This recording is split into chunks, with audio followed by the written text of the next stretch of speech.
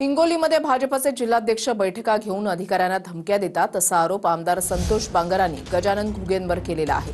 अधिकाऱ्यांकडून पैशांची मागणी करतात, मुख्यमंत्री फडणवीसांकडे त्यांची तक्रार करणार असं बांगर म्हणालेत आणि त्याला घुगेंनी सुद्धा उत्तर दिलंय। त्यामुळे हिंगोलीमध्ये महायुतीमध्ये आलबेल नसल्याचं चित्र आहे। जी मीटिंग ज्यांनी चलवली ते सन्माननीय महाशय ते भारतीय जनता पार्टीचे जिल्हाध्यक्ष होते।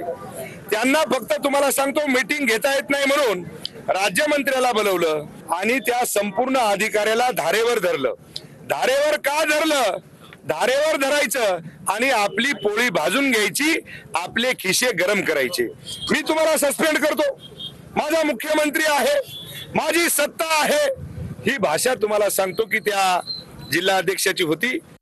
द्या ना, तुम्ही अँटी करप्शन आहे, तुम्ही आमदार सत्तेमध्ये या, तुम्ही सत्तेमध्ये येत ना। गजानन घुगेंना अँटी करप्शन मध्ये द्या। गजानन घुगेंनी इतके पैसे कमवले, इतके मला प्रॉपर्टी घेतली, इतके घर घेतले, इतके प्रॉपर्टी मी जमा केली म्हणून। प्रॉपर्टी कोण जमा करते कोणा सांगायची गरज नाही। प्रॉपर्टी कोण जमा केली, धंदे कोणाचे चालू आहेत हिंगोलीत सांगायची गरज नाही। माझी काही माझ्या नावानं काही तिचे गाडी चलत नाही, माझ्या नावानं काही मटका चलत नाही, माझ्या नावानं काही गुटखा